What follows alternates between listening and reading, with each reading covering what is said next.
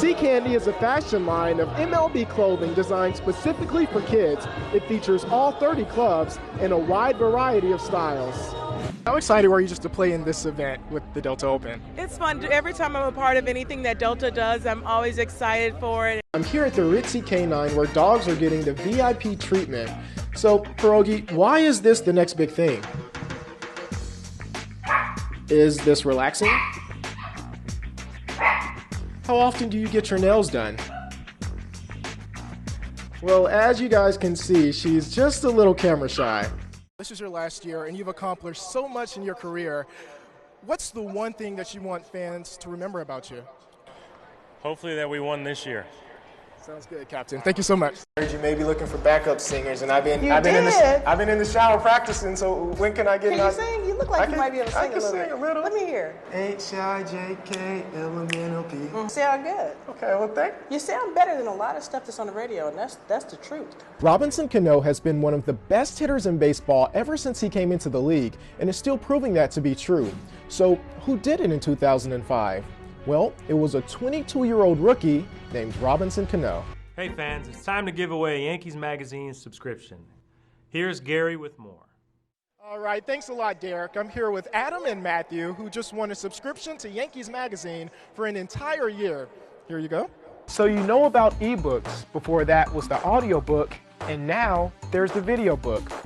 So Steven, if I mess up your Rubik's Cube, you think you could fix it? Of course. You sure? I know I can. To his parents, he's just Steven, by masking the physical symptoms of a cold. Well, if that's false, then what about when my granny told me chicken soup would make me feel better? That's actually true. Now, there are lots of ways to stay in shape, and now, thanks to bikes in China similar to this one, you can keep your body charged as well as your appliances. So how far does the buck really go? Gary Hamilton's here with the story of two college students who decided to find out what it's really like to live life on just $1 a day. That's right, Maggie. The internet and Hollywood took notice, and now there's one movie hoping to change the face of poverty. All right, guys, so you're about that age. It seems like everyone is doing it, so it's time to sit down with your parents and have the talk, right? Yes. Where do babies come from?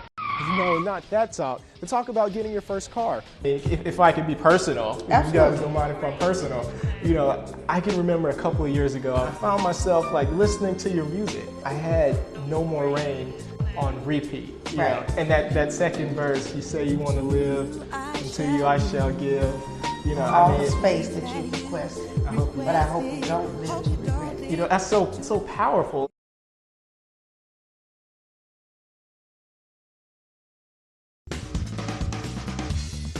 It was a summer sunny day in Manhattan. The tables were out, and the distinct clicks of bouncing balls rattled through the air. The pilots and flight attendants were ready for takeoff, but they weren't in a plane.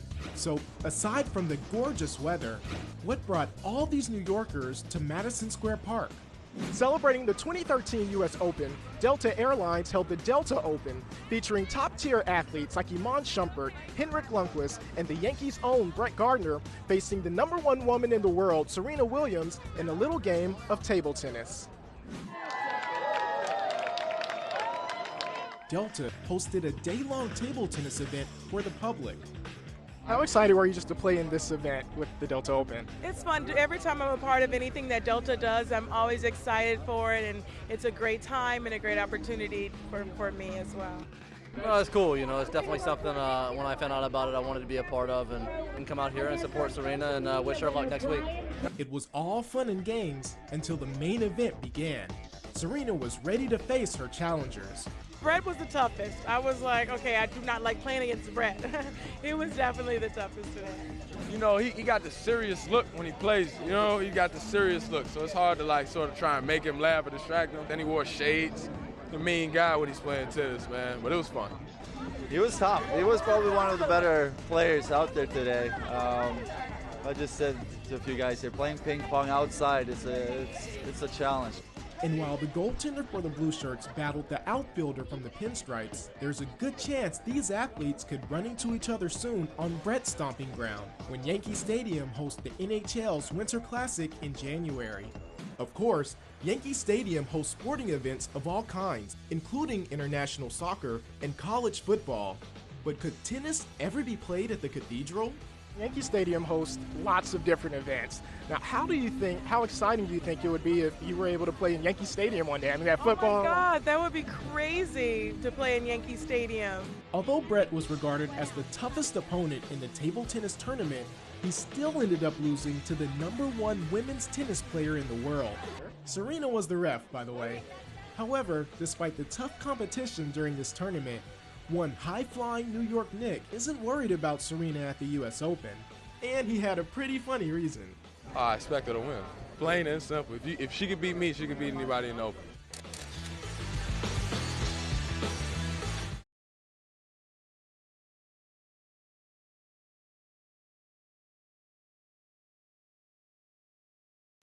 You wish for my brother coming after me, trouble for sure.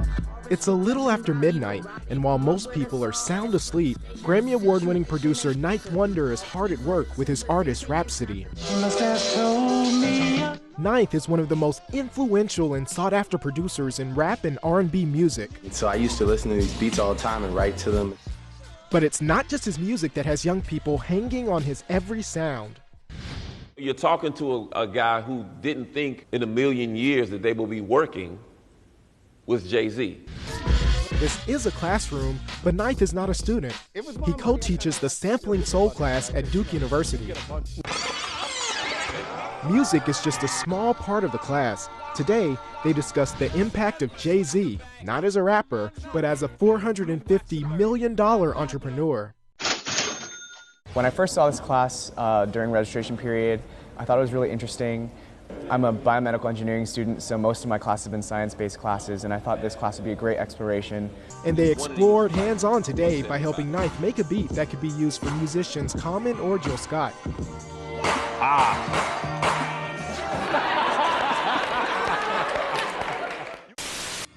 Sampling Soul traces the roots of popular hip-hop samples to gain insight into American society at the time and how it's impacted today's generation.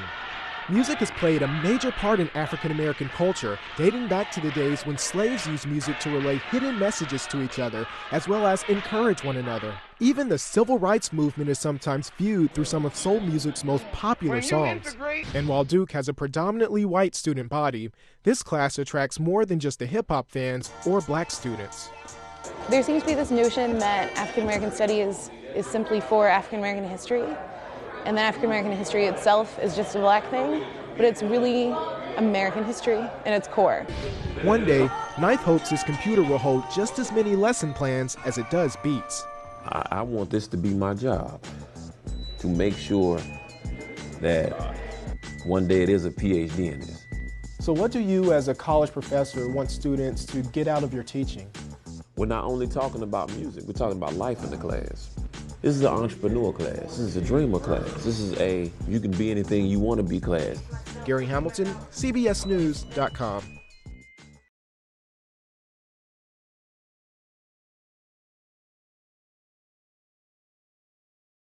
It means a lot to have the support of the fans.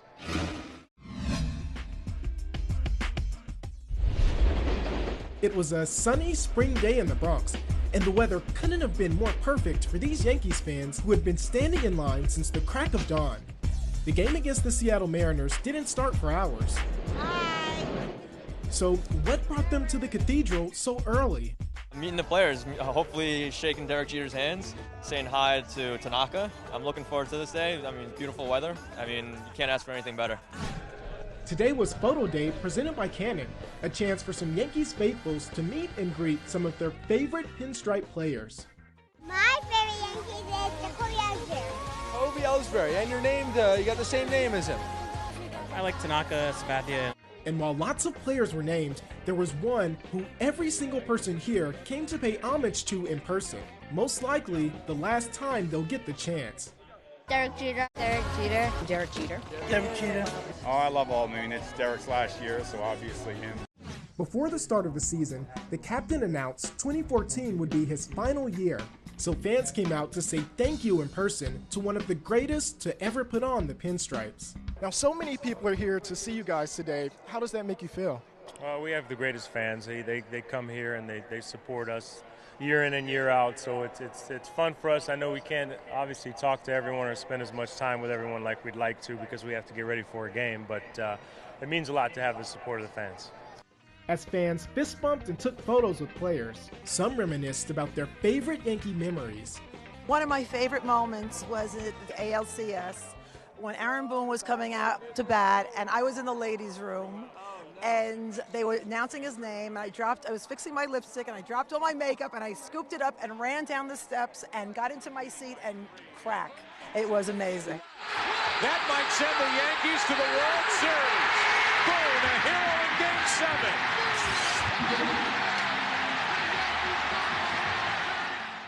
CC Sabathia, one of the most visibly intense players Major League Baseball has ever seen, said he can feel the energy of the crowd when he's up on the mound. You know, that's what you play for. You know, the fans and come out every day and support. It feels good. Brett Gardner said spending a little time with fans is the least they can do for those who give their all at every single game. Brett, how much does it mean to you to see all these people out here? It's fun, you know. We have the greatest fans in the world, and for them to come out early and us get a chance to interact with them a little bit before the game, I know it's something they really enjoy and look forward to.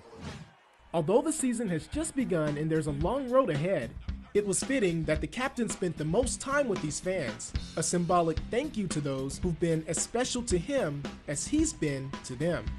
However, it's not the end for him yet. He still wants to leave fans with one lasting memory before he takes off his helmet for the final time. Now, this is your last year, and you've accomplished so much in your career. What's the one thing that you want fans to remember about you? Hopefully that we won this year. Derek Jeter will go down not only as one of the greatest Yankees to ever play in this storied franchise, but one of the best in baseball history. Although the back of his jersey may read number 2, to these fans, he'll always be number 1.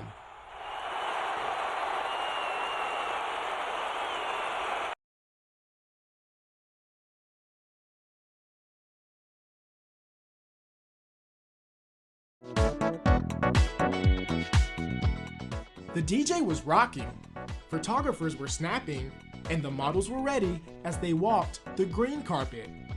Yankees On Demand visited the MLB Fan Cave in Manhattan for a pretty sweet fashion show. It was the debut of Sea Candy, a clothing line created by Amber Sabathia, wife of Yankees ace CC Sabathia.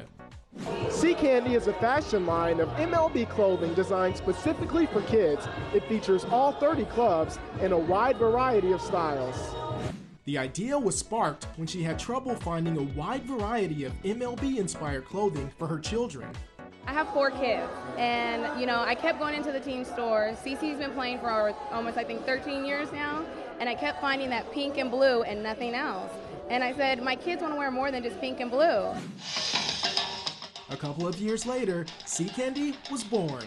So how excited are you to launch your line right now? I am so excited. It's like beyond words. I never could imagine that it would be on this level. On this day, a few Yankees players came to the show not only to support Amber and Sea Candy, but to support the models. They were all children of current players, including the Sabathias. It's widely known that Amber is CeCe's biggest fan, but today, it was CeCe's turn to sit and cheer. How proud are you of your wife? This is exciting. I'm definitely proud of her.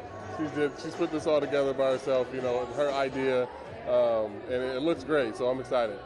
As the models strut or roll down the catwalk, proud dads who are usually the ones on TV and in newspapers couldn't help but reverse roles and capture the moment.